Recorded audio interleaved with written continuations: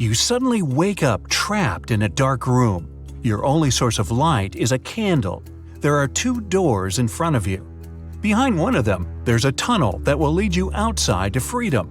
Behind the other, just a cold brick wall. You have a key that will open only one of the doors, and you can try it just once. So how do you know which door to try?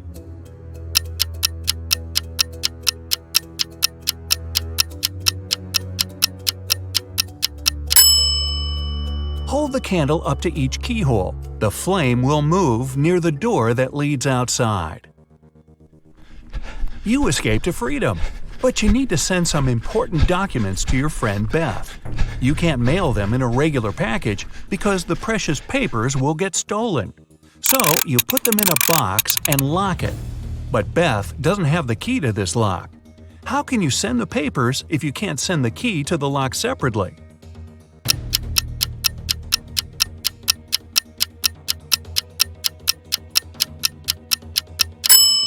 First, send the locked box to Beth. She'll attach her own lock and send the box back to you. Then remove your own lock and send the package again. Beth can then remove her lock and finally open the package. Bad news. You get a call one morning from Beth. She says the crucial documents were stolen from her office. They'd been on the desk the evening before, but are nowhere to be found this morning. You immediately go there to question the employees. In no time, you gather 3 suspects. Sean said he had been at the movies last night. Michael had taken his girlfriend to an amusement park. And Christina was at a prestigious art gallery. Who's lying?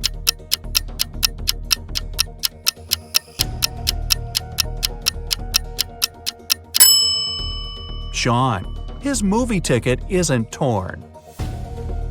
Having been caught red-handed, Sean makes a break for it. He hops in his car and drives away. Law enforcement are on the lookout. Sean sees a police car right ahead of him and starts driving toward it. Why would he do that?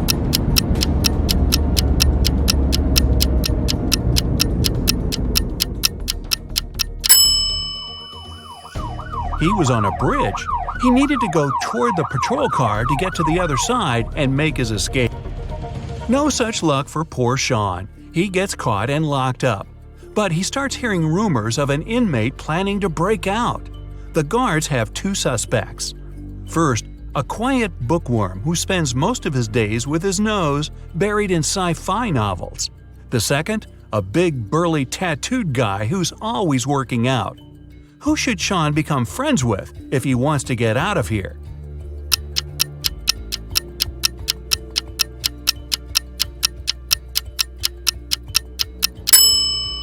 The bookworm. Look closer, and you'll see his bookmark is actually a file.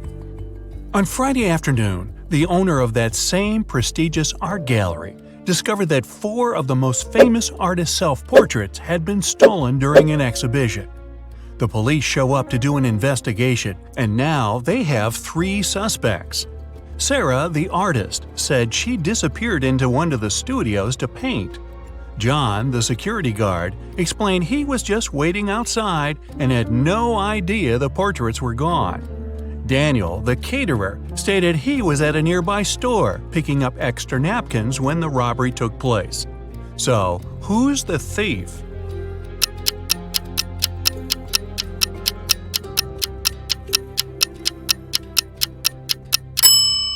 It's the security guard. He couldn't have known the stolen paintings were portraits if he was standing outside.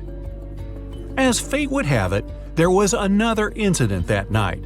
Michael, who never really liked what passed for art in modern times, rushed into the gallery and caused millions of dollars worth of damage to several paintings.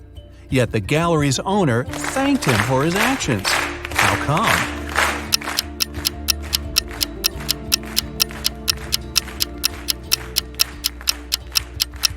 Michael is a firefighter.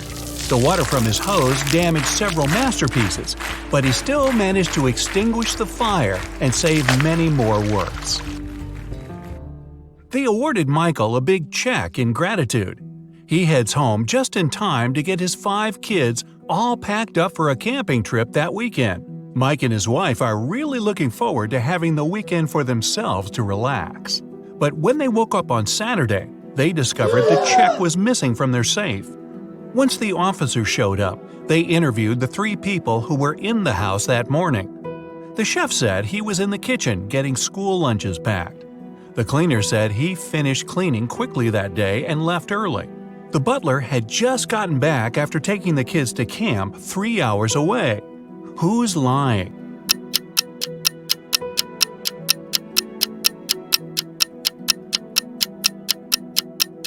It's the chef. It's Saturday, so there's no school, and the kids have gone camping. Meanwhile, on the other side of town, a scientist is working on something bizarre. He invites Kevin and Claire as blind test subjects for his new serum invention. He gives them each a glass of ice-cold lemonade. Kevin drinks his fast, but Claire apprehensively waits to see the side effects on him first. After 2 hours, nothing happens, so she drinks her glass. 2 minutes later, her skin turns green. If both the drinks had the serum, why was only Claire affected?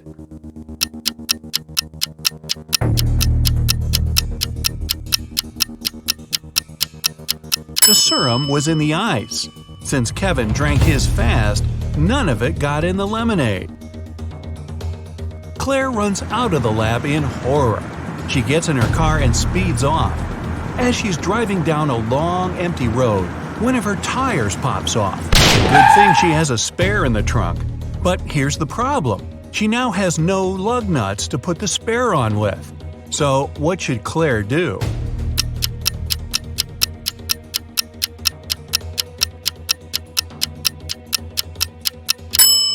Unscrew one lug nut from each of the other 3 wheels and use them to attach the spare tire. It'll be enough to get to the nearest garage safely. As Claire is putting on her spare tire, the scientist catches up to her. He hands her 4 pills and tells her it's a complex cure to the green face serum. 2 of the pills are an antidote, and the other 2 are a catalyst that activates it. Claire must take 1 of each type together. If she takes 2 of the same, her face will stay green forever. Just as the scientist is handing her the pills, he trips and they get all mixed up. They look identical. What should Claire do?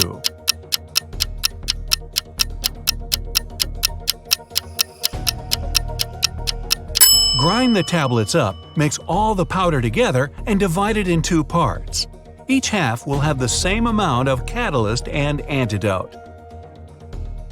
It worked, and just in time. Whew! The next day, Claire has a big calculus exam. But funny enough, all the students in the class refuse to take it. Professor Miller can expel only 1 student for skipping the test. All of them know each other's names. If a student knows they'll be expelled, they agree to take the test. How can the professor make all the students take it?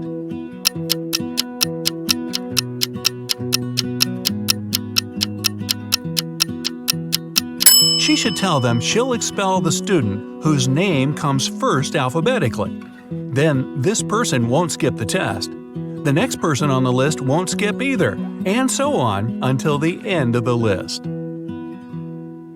Professor Miller grabs her cup of coffee, takes a sip, goes to set it down, and what's this? It's stuck to her hand. Somebody put glue on the cup, and she's got 3 suspects. Look carefully to find out which student is playing tricks on the professor.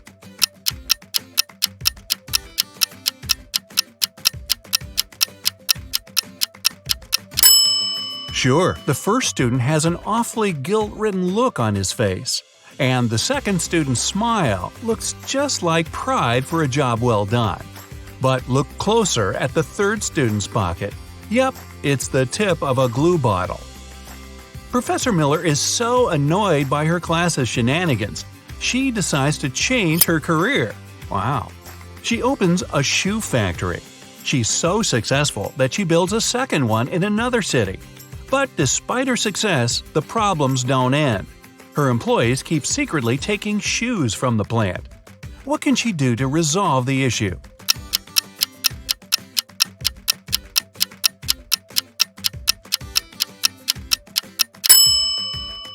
Have one of her factories start making only left shoes and the other only right ones. One of those shoe swipers is driving a semi-truck full of shoes to sell for a profit. He comes to a tunnel and there's a major problem.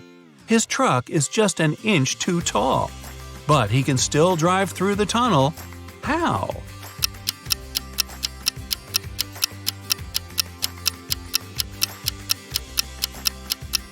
Let some of the air out of the tires. It'll lower the truck just enough. When the shoe swiper gets through the tunnel, he comes to a fork in the road. One goes to the town, the other to never-ending wilderness. There are guides standing at each. The catch? One always tells the truth, the other always lies. The driver doesn't know who's who, and he's only allowed one question. What should he ask to find out which road goes to town?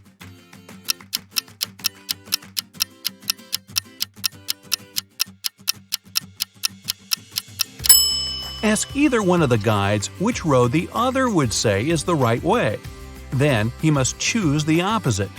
The truth teller knows the other will lie, so they'll point the driver toward the road to nowhere. If he asks the liar, they'll know the other guard would honestly point him toward the town, so they'll again recommend the road to nowhere. The shoe thief takes the road to town, but he has another puzzle to answer before he's allowed to enter. The guard at the gate asks him one simple question.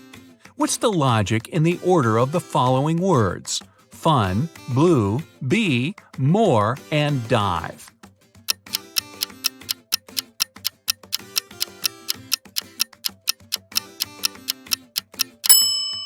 Every word rhymes with its number on the list. Fun 1, blue 2, bee 3, and so on. The shoe swiper finally settles down in this new town. Too bad for him, he can only use a payphone to make calls. One day, the phone breaks.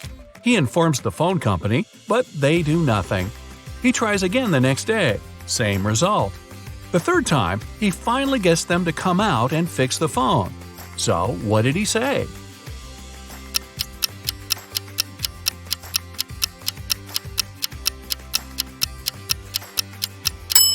He claimed that people were making calls without paying.